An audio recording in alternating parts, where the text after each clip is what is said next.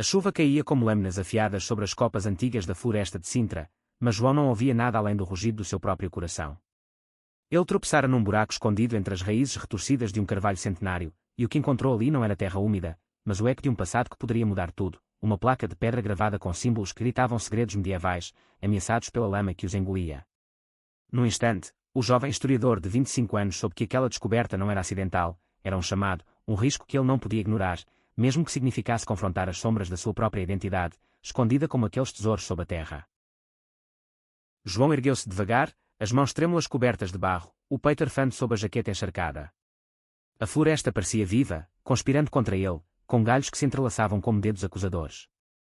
Ele era gay, um segredo que carregava como uma ferida aberta desde a adolescência em Lisboa, onde o pai, um militar rígido, o olhara com olhos de aço ao flagral com um livro de poemas de Pessoa nas mãos, não pelo poeta, mas pelo jeito como João o lia, com uma ternura que traía o que seu coração ansiava. Agora, em Sintra, fugindo da cidade para um emprego modesto como guia turístico, ele esperava paz. Mas aquela placa. Ela pulsava com promessas de glória e perigo. Se fosse autêntica, poderia salvar o palácio da pena de uma demolição iminente, planejada por construtoras gananciosas que viam nas ruínas apenas lucro. João guardou a pedra no casaco, o peso dela como uma âncora, e correu de volta à vila, sem saber que o destino tecia fios invisíveis ao redor dele. Naquela noite, na pensão modesta onde se hospedava, João espalhou jornais velhos sobre a mesa de madeira rangente e examinou a placa à luz fraca de uma lâmpada. Os símbolos eram do século XV, traços de um mapa esquecido que indicava uma passagem secreta sob o palácio, talvez um esconderijo de tesouros mouriscos ou documentos reais perdidos. Seu coração acelerou. Ele era especialista em arquitetura gótica, formado na Universidade de Coimbra com notas impecáveis, mas sua carreira estagnara por causa do medo de ser julgado, de ser o garoto estranho que preferia ruínas a festas. Ele pegou o telefone, hesitante, e ligou para o único amigo em quem confiava, Miguel, um arquiteto de 30 anos que trabalhava na preservação de patrimónios em Lisboa. Miguel, você não vai acreditar. Eu encontrei algo que pode mudar Sintra para sempre. A voz do outro lado, grave e calorosa, riu baixinho. João, você e suas aventuras. Manda foto. Mas cuidado, Sintra guarda mais do que fantasmas. Miguel chegou na manhã seguinte, o carro alugado derrapando na estrada sinuosa que serpenteava pelas colinas verdejantes. Ele era alto, com ombros largos de quem escalava andaimes, e olhos castanhos que pareciam sempre guardar um segredo. Haviam-se conhecido em Coimbra, numa conferência sobre restaurações, onde uma troca de olhares durante uma palestra sobre azulejos mouriscos os unira em conversas noturnas sobre a arte e solidão. Miguel era abertamente gay, assumido desde os 20, e João invejava aquela liberdade, mas também temia que Miguel visse nele apenas um reflexo quebrado. Mostra-me isso, detetive das sombras, disse Miguel, abraçando-o com uma familiaridade que fez o estômago de João revirar. Juntos, eles decifraram os símbolos. A placa era parte de um mecanismo antigo, uma chave para uma câmara subterrânea que sustentava as fundações do Palácio da Pena. Se exposta à erosão, a estrutura poderia colapsar, justificando a demolição proposta pela empresa de construção local, liderada por um homem influente, o Sr. Almeida, que doava para políticos conservadores e sussurrava contra modernismos que incluíam, indiretamente, direitos LGBTQ+. Enquanto caminhavam pela trilha lamacenta de volta à floresta, o ar carregado de eucaliptos e umidade, Miguel tocou o braço de João. Porque você sumiu, João? Depois daquela noite em Coimbra, quando dançamos no festival. Você fugiu. João engoliu em seco, o toque queimando como brasa.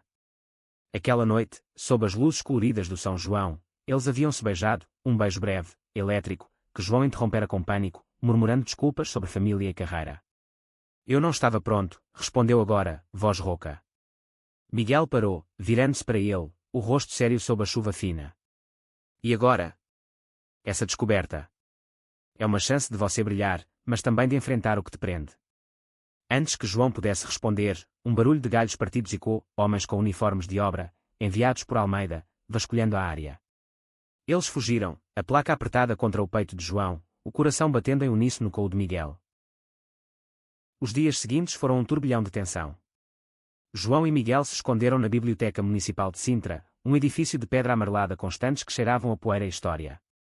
Lá, entre mapas antigos e livros de folclore, eles traçaram um plano, apresentar a descoberta à Comissão de Património sem alertar Almeida, cuja empresa já havia subornado inspetores para declarar o palácio instável. Mas o conflito interno de João fervia. Sua mãe, viúva devota, ligara na noite anterior, choramingando sobre pecados da cidade grande, após ver uma marcha do orgulho em Lisboa na TV, volta para casa, filho.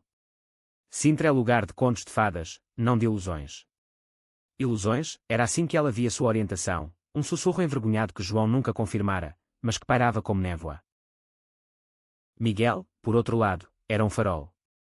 Numa tarde chuvosa, enquanto catalogavam fotos da placa, ele confidenciou sua própria ferida, crescer em uma família de pescadores no Algarve, onde ser gay era sinônimo de fraqueza, e um namorado perdido para o preconceito o deixara com cicatrizes invisíveis.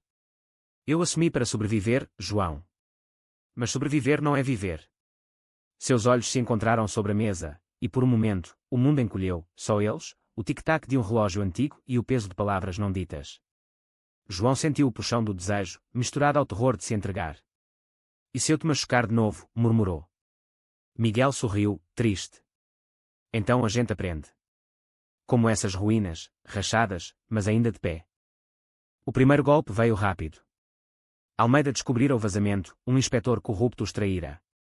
Naquela noite, enquanto João saía da biblioteca, um carro preto os seguiu pelas ruas empedradas de Sintra, faróis cortando a neblina como acusações. Eles se refugiaram no Castelo dos Mouros, subindo as muralhas escarpadas sob a lua cheia, o vento uivando como lamentos ancestrais. Eles querem a placa, ofegou Miguel, empurrando João para trás de uma torre em ruínas. Dois homens surgiram abaixo, lanternas varrendo o chão. Entrega o artefato, rapaz. É propriedade privada agora. João apertou a pedra, o suor frio escorrendo pelas costas. Num ato impulsivo, ele gritou de volta, isso pertence a Portugal, não a vocês. Um tiro ecoou, não letal, mas de advertência, estilhaçando pedra perto de seus pés. Miguel o puxou para baixo, seus corpos colados no escuro, respirações entrecortadas. Eu te protejo, sussurrou Miguel, e naquele instante, João soube que o amor não era fraqueza, mas a força que ele precisava. Eles escaparam por uma passagem secreta que a placa indicava vagamente, um túnel úmido que cheirava a musgo e esquecimento, emergindo perto do Palácio da Quinta da Regaleira. Ali, no jardim iniciático com suas torres invertidas e postes espirais, João confrontou seu medo. Sentados num banco de pedra, sob a luz prateada, ele pegou a mão de Miguel. Eu te amo. Desde Coimbra. Mas minha família. A sociedade. Sintra parece um sonho, mas os sonhos quebram. Miguel apertou sua mão, olhos brilhando. Então a gente reconstrói. Juntos. O beijo que se seguiu foi lento, profundo, um selo de promessas em meio ao caos. Mas o amanhecer trouxe traição. A mãe de João, alertada por um vizinho fofoqueiro, aparecera na pensão, exigindo que ele voltasse para Lisboa. Ouvi boatos sobre ti e esse amigo. Isso não é vida para um homem de bem. O confronto foi brutal, palavras como facas na sala apertada. A mãe, com seu rosário apertado nas mãos envelhecidas, chorava, teu pai se reviraria no túmulo. Ele lutou por honra, e tu?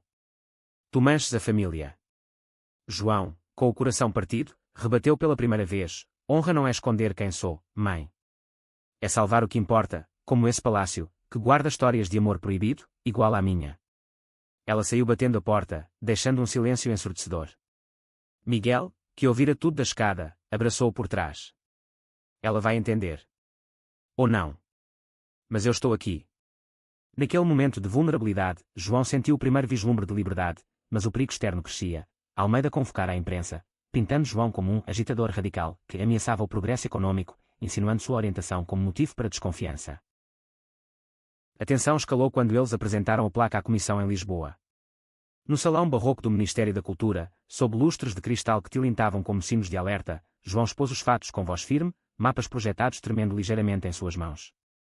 Miguel o apoiava, fornecendo dados técnicos sobre a câmara subterrânea. Mas Almeida contra-atacou, seu advogado alegando roubo e influências externas questionáveis. Sussurros percorreram a sala, olhares enviesados para os dois homens lado a lado, um casal implícito em meio a ternos engomados. Eles são ativistas disfarçados, murmurou alguém. João sentiu o pânico subir, memórias de bullying na escola voltando como fantasmas. Mas então, um membro idoso da comissão, o Dr. Vasconcelos, um historiador respeitado, ergueu-se. Eu conheço esses símbolos.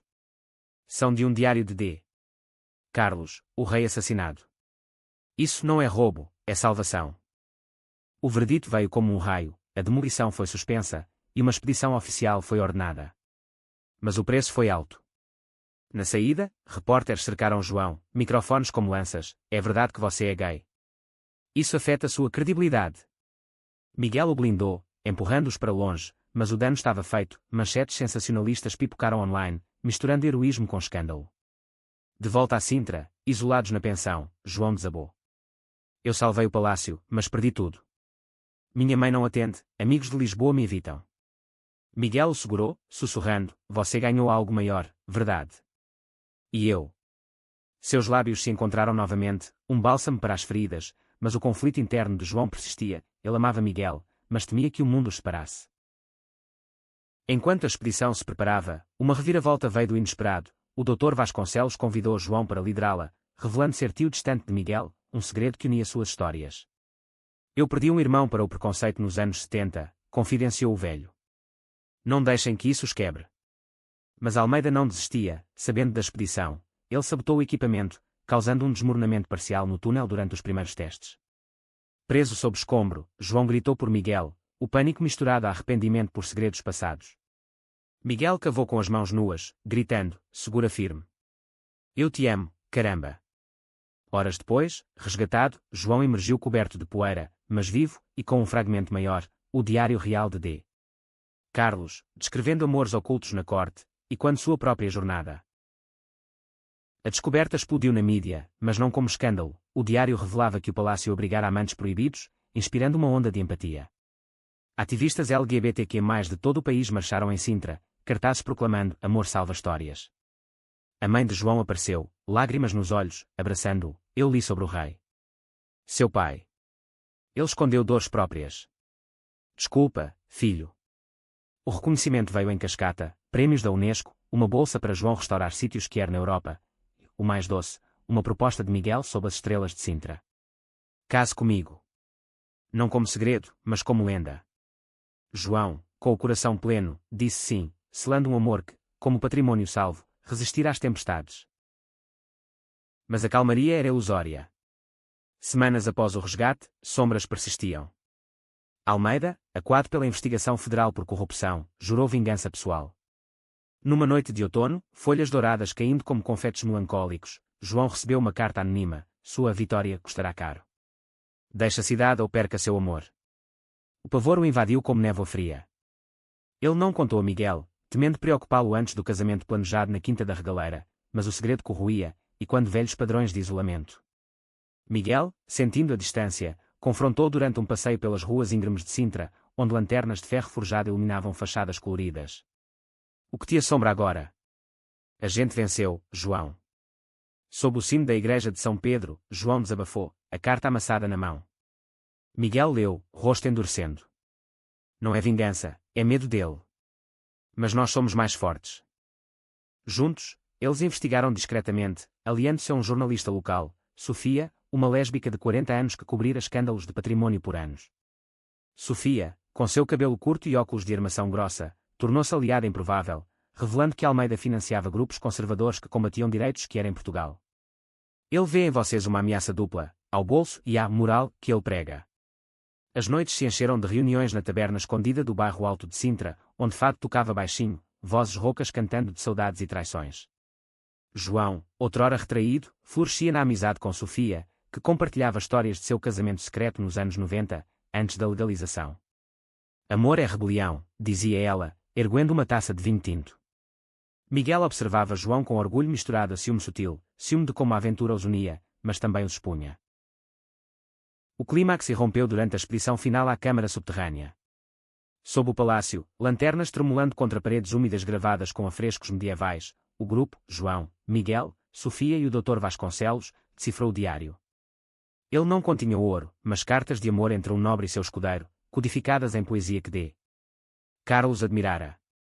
Olha, sussurrou João, traçando as palavras com o dedo. Eles se esconderam aqui, como nós. Miguel sorriu, mas um estrondo abalou o túnel, dinamite, plantada por capangas de Almeida. Poeira e pedras choveram, separando-os. João e Miguel ficaram presos numa alcova estreita, o ar rareando, enquanto gritos ecoavam ao longe.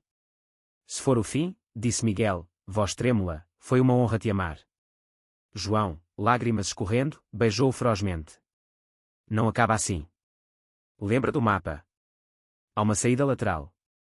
Com instinto, João guiou-os por uma fenda estreita, arranhões rasgando roupas e pele, emergindo num poço escondido sob o jardim do palácio.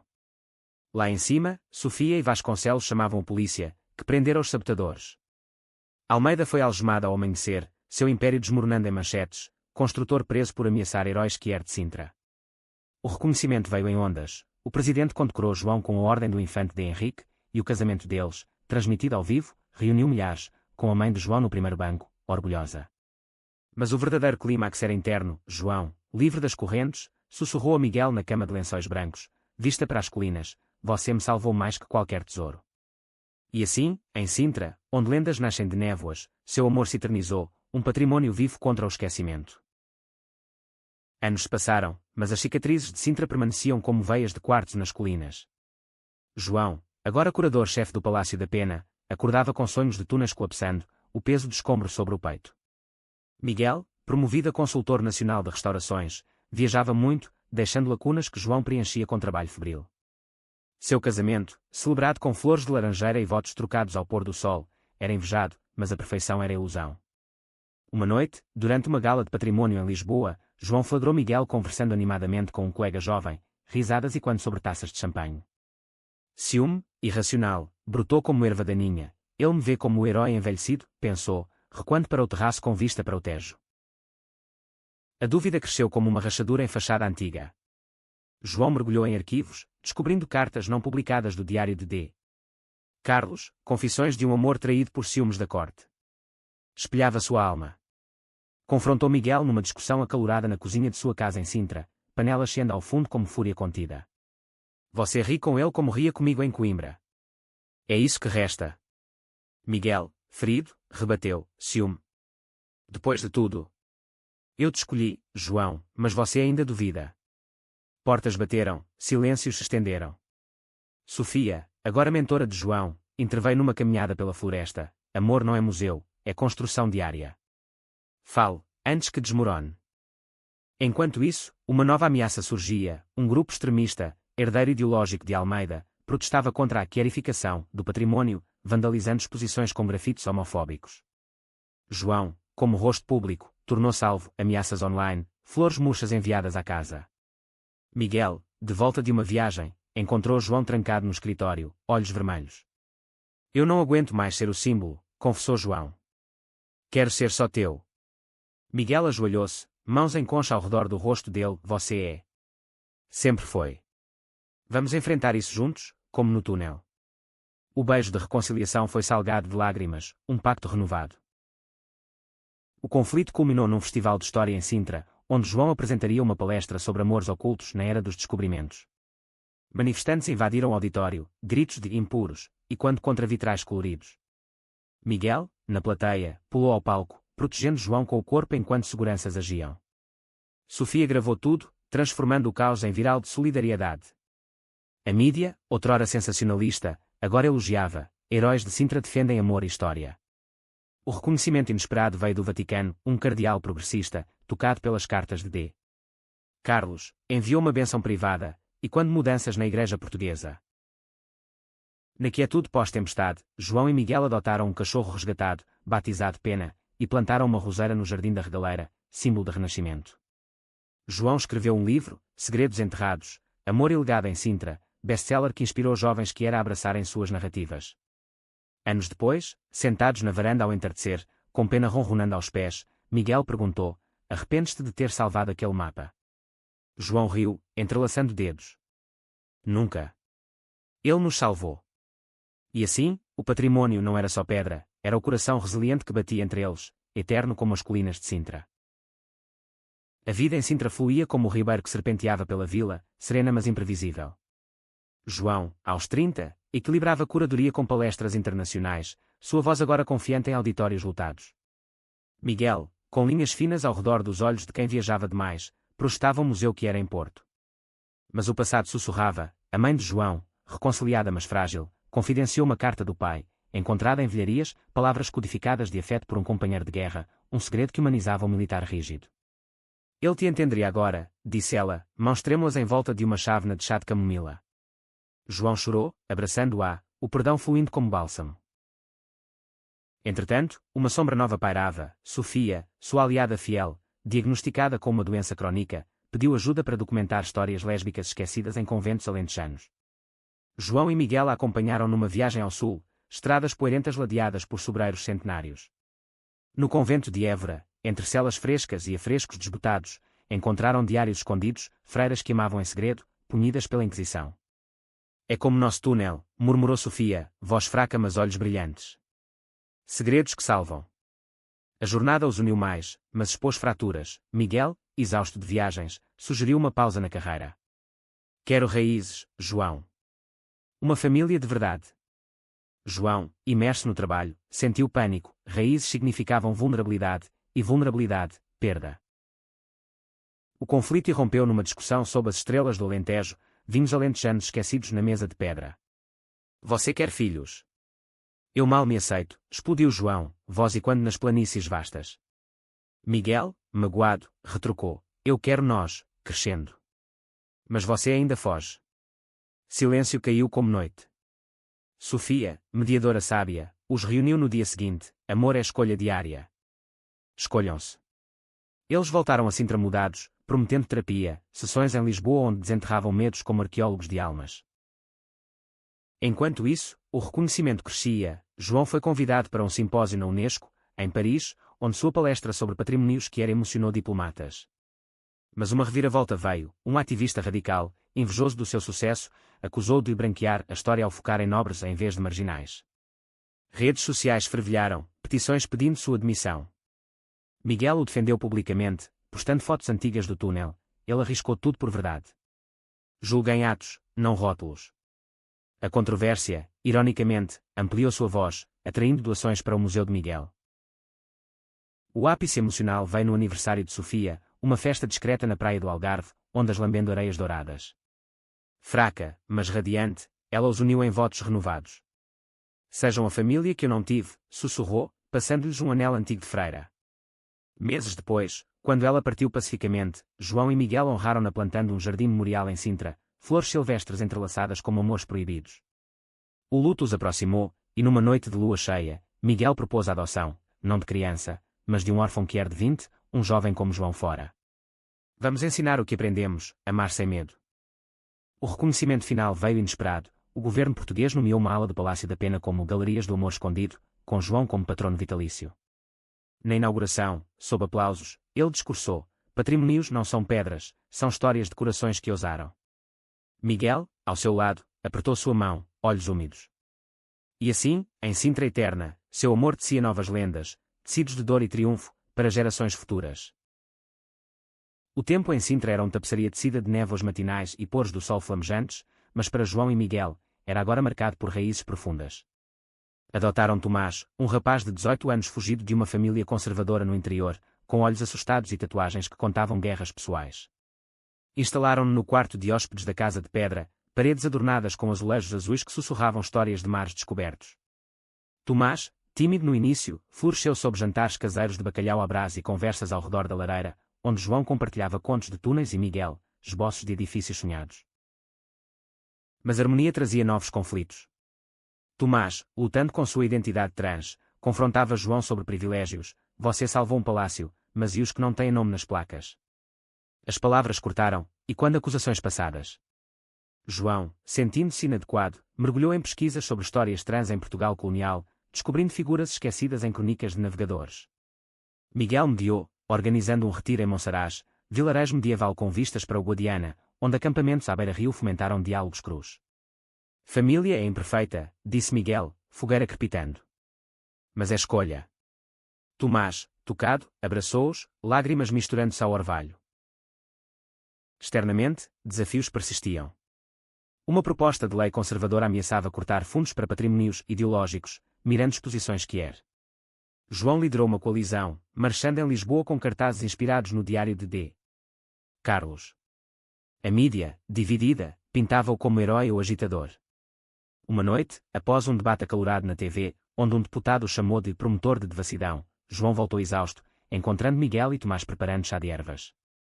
Você foi brilhante, disse Tomás. Miguel acrescentou, e corajoso. O apoio os fortaleceu, transformando raiva em ação, petições que reuniram 100.000 assinaturas. Uma reviravolta pessoal veio quando a mãe de João, agora avó adotiva relutante, visitou com uma caixa de relíquias paternas, fotos amareladas de um jovem soldado com um braço ao redor de outro homem, legendas em código. Ele amava assim, murmurou ela. João, emocionado, perdoou resquícios de dor, convidando-a para o Dia de Ação de Graças português. Lá, em mesa farta com pastéis de nata, ela brindou, à família que curamos. O reconhecimento culminou num documentário da RTP sobre Sintra Quier, narrado por João, que ganhou prémios internacionais. Mas o momento mais profundo foi privado, numa expedição noturna ao túnel restaurado, com Tomás carregando lanternas, eles leram as cartas de D. Carlos em voz alta, ecos reverberando como promessas. Vocês me deram uma história, disse Tomás. Miguel, abraçando ambos, sussurrou, e continuamos escrevendo. De volta à superfície, estrelas salpicando o céu, João soube que o verdadeiro patrimônio era esse laço, frágil, mas indestrutível. Décadas teciam suas linhas finas nos rostos de João e Miguel, agora nos 50, cabelos grisalhos como névoa de Sintra. A casa, expandida com um estúdio para Tomás, agora arquiteto formado, casado com um parceiro espanhol, ecoava de risos de netos adotivos, pequenos exploradores de jardins encantados. João, aposentado da curadoria, escrevia memórias, capítulos intercalados com receitas de família e esboços de Miguel. Mas a idade trazia fantasmas, uma crise de saúde de Miguel, um tumor benigno que exigiu cirurgia, reacendeu medos de perda. Durante a recuperação em Lisboa, hospital cheirando a antisséptico e flores, João velava, lendo trechos do Diário Real. Lembra quando pensei que te perderia no túnel, murmurou Miguel, mão fraca na dele. Agora, é o tempo que nos ameaça. João, voz embargada, respondeu, então vivamos mais devagar. Eles retornaram a Sintra devagar, caminhadas curtas pelas trilhas, parando para admirar íris silvestres. Tomás, grato, organizou uma surpresa, uma placa comemorativa no Palácio da Pena, em honra de João e Miguel, guardiões do amor escondido. Mas um último conflito surgiu. Um biógrafo sensacionalista planejava um livro distorcendo sua história como romance fabricado para a fama. Entrevistas falsas circulavam, revivendo preconceitos. João, cansado de batalhas, considerou silêncio. Miguel, recuperado mas feroz, insistiu, nossa verdade não é deles. Juntos, com Tomás e aliados, lançaram contranarrativas, podcasts, exposições virtuais, transformando ataque em legado amplificado. O reconhecimento final, inesperado como o primeiro mapa, veio da rainha em exílio cultural, uma carta da Casa Real Portuguesa, convidando-os para uma audiência privada em Queluz, palácio rococó de espelhos e mármores. Lá, descendentes de D. Carlos agradeceram pessoalmente, revelando uma joia escondida do rei, um broche de diamantes entrelaçados, presente para eles. Vocês restauraram não só pedras, mas almas, disse a princesa. Na varanda de Queluz, ao anoitecer rosado, João e Miguel trocaram olhares, mãos unidas sobre o corrimão. De um tropeção na floresta a isso, riu João. Miguel, olhos úmidos, completou, um amor que salvou mundos. De volta a Sintra, com família reunida sob as estrelas, eles souberam, o patrimônio era eterno, tecido em corações que ousaram emergir das sombras. E assim, a lenda de Sintra crescia, um farol para amores futuros, brilhante como o sol sobre colinas verdes.